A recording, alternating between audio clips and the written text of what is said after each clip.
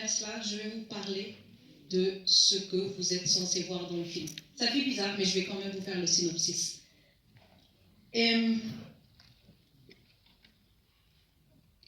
Ramanda Oudjouf, merci beaucoup pour ta participation, pour ta contribution, pour la lithographie.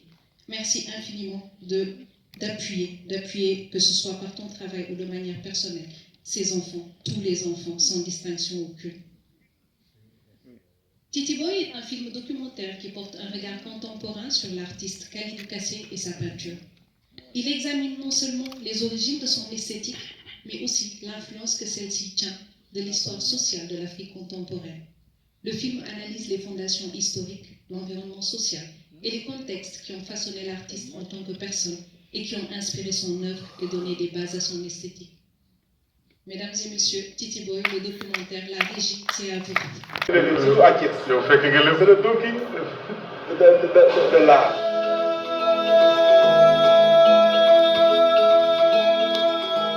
Khalidou Kassé, l'Europe a ses valeurs, Van Gogh, Picasso, Dali. Moi, ma mise culturelle est à côté de moi.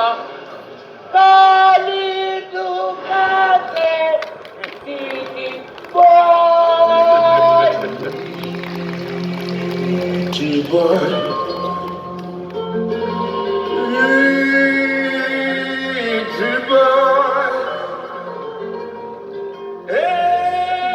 waa ji mooy wéeraayu doom te Khalidou dafa nekk sama wéeruwaay lu tax mu nekk sama wéeruwaay parce que daf ma yàgg expliquer jaar-jaaram pendant très longtemps bi may nekk xale j'ai presque suivi son parcours de Thiès à Diourbel mais aussi des HLM. Même si Pikine, je suis né là-bas, je n'ai pas beaucoup de souvenirs. Ay vacances là, fa daan dem après. Mais c'est comme si j'ai vécu période Pikine. Parce que sama papa dafa nekk xarit boo xamante ni ci man dafa ma expliquer lu bëri. te gis nga lu bëri loolu noonu moo am benn fondement bu dëgër bu mu def ci man. bañ nekkee xale par exemple lu mu occupé wu benn yoon ci mois bi wala 2 fois ci mois bi dina ñëw ci école bi donc à chaque fois bu daan ñëw waaye école bi ñëpp sama xarit ñëpp lañ ko doon topp école bi ñëpp lañ ko doon topp man je voyais pas lu tax ñu koy topp xam naa ne c'est un artiste oui mais puisque c'est mon père musuma la à chaque fois dama koy naan bàyyi di ñëw sama école ndax rek may rusloo parce que il venait tout le temps il était tout le temps il fallait que mu bokk ci suñu jàng xamoon na suñu xarit xam na lépp ci ñun en fait ni ma nekkee woon man ak sama sœur bi ñu nekkee États-Unis pour te dire que ne bu ñuy wax ak ñoom parce que chaque jour on parle tous les jours chaque jour sur FaceTime bu toogee toute une journée dégguñu sax bu wàccee guddi gi daf ñuy woo ci loolee nekk lan lañu lekk et tout bu amee yëre bu bees la dafay naan lii de yëre bu bees la dem ba sa papa xam yëre yi nga am yi ndax yu bees la kon xam nga ne bokk na ci sa vie so fierté je suis vraiment fière de lui. Un fils aussi proche di waxtaan parce que de nos jours soo xoolee yeneen famille yi papa et son fils yenn saa dañuy toog ay jours duñu wax wala ñu toog ay jours wala su déggee sama papa ngi ñëw mu ngi daw di laakatu di jéem a defar mais c'est le contraire ici sama papa soo déggee oto bi di ñëw nga dégg ñu wàccee kiiw barrière yi muy gaare da ngay daw génn jàppale ko bagage yi mu jënd parce que tu es sûr et certain du ñëw loxo neen à chaque fois il vient avec quelque chose lu mu ndaw il vient avec quelque chose en fait léegi soo ñëwee ngeen wax tey jàngi nga sa école genre de les suivre sa école du relation boo xamante ne yow waroo ko def sax da ngay xalaat sa papa. waaw xam nga mbët comme ni ma koy woowee.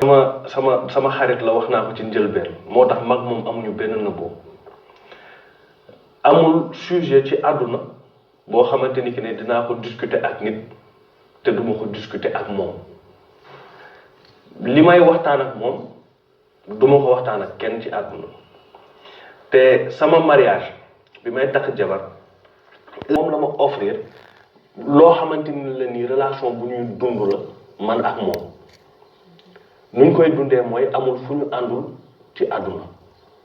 ndax Kalidou dafa gëm li muy def torop ndax maa moom ñoo doon veillandoo ñooy veillandoo maay préparé toile yi moom mooy peinture bu ma préparé toile yi ba pare ma toog fee ci wetam di ko attaayaal ñu teg sunu gerte caaf kon bokk mën naa wax ne vraiment yomb na yombul. dama doon dem sama atelier papa dañ fay nekk dañ dëkk Ouest Foire chaque 17 heures daf ñuy jëndal maag sama meilleur ami sama ami d'enfance Mohamed Der ak son petit frère chaque 17 heures daf ñuy jëndal bonbon fekk moom mi ngi si galerie am si atelier am di peindre maag sama xarit ñu ñëw dugg si biir atelier bi mu jox ñu toile jox ñu peinture ñu toog dessiner des fois day defar ay tableau yoo xamante ni toi tu es sûr que c'est professionnel mais da lay siy dugal nga teg si sa empreinte wala sa kii comme ça soo demee ba gis tableau bi si à la télé da ngay naan lii bokk naa si genre yooyu noonu c'est quelque chose d'extraordinaire en fait. Il a su nous former. Mami har Kalidou Kassé umaron da ko sifelo par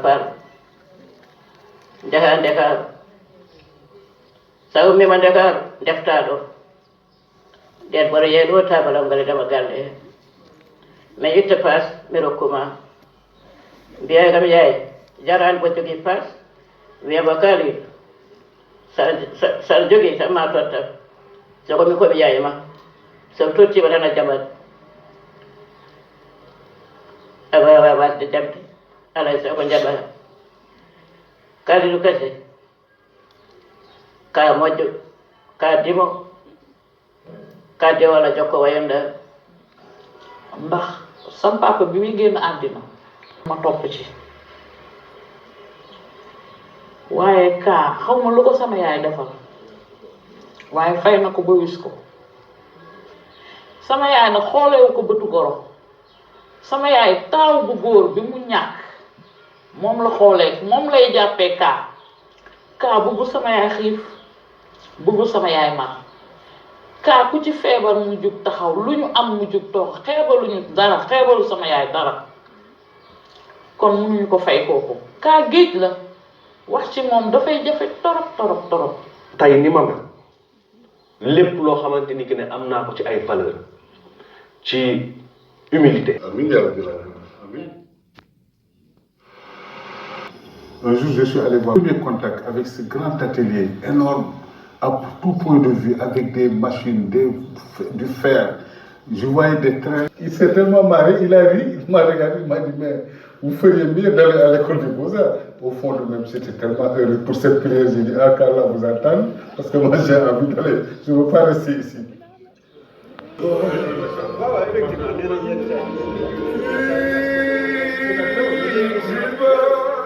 dañu dëkk à Thiès dëkkoon benn quartier bu ñuy wax randu leen sama yaay ak yaay ay xarit lañu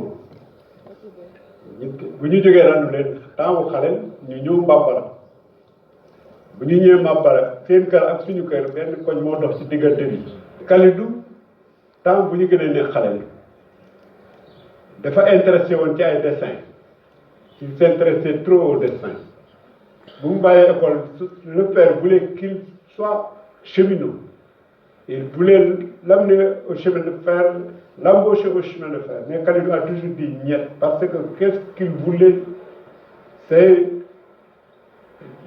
comme on dit les dessins il voulait dessiner des rahans quand on est dehors pour jouer au foot il voulait pas qu'est-ce qu'il faisait. Il a amené un carnet et commence à dessiner. Ça nous faisait très mal. Parce qu'il avait vu quelque chose qu'on ne savait pas, sincèrement.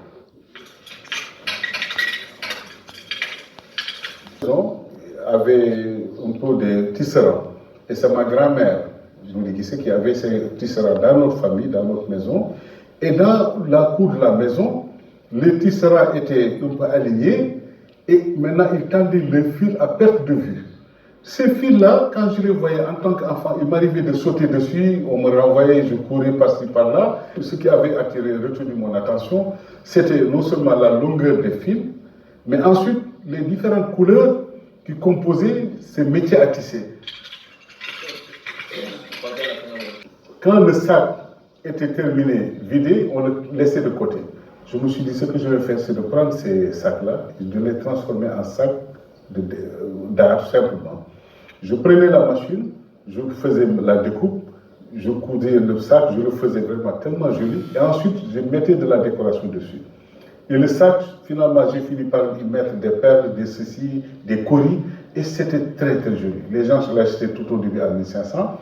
En fin de compte, c'est arrivé à presque 9 fois un sac, entre 6 000 et 9 000. Et cela m'a permis d'acheter mes peintures, d'acheter du thé, de la cigarette, et ça me permettait d'accompagner mon travail d'artiste. Je suis allé au chemin de fer encore une fois. Par malheur, j'ai retrouvé un des amis de mon papa. Il dit, ah, c'est mon fils Khalidou. Ah oui, comment ça va toujours me casser? Ça va bien? Je dis, ça va papa. Et mon père lui dit, mais tu as vu qu'il veut devenir artiste? Le vieux lui dit, ah bon, artiste? Il y a le télé. Il dit, mais pourquoi? Oui, j'avais un neveu qui était artiste, qui est parti en France, après il a fini en Allemagne, mais il a fini par devenir une loque humaine. Il ne faisait que boire et fumer du chanvre indien. Effectivement, c'est l'image un peu, à cette époque-là, que renvoyaient les artistes, il faut le dire. Alors il a dit, non, non, non, moi je te conseille d'aller faire autre chose. Je ne voulais même pas écouter parce que le vieux-là, je me suis dit, vraiment, il ne sait pas ce que je suis désiré faire. Le cocktail est offert à tout le monde. Vous êtes tous invités pour le cocktail juste après. Rejoignez-nous pour la photo de famille. Enchanté, monsieur. Oui, je vais passer.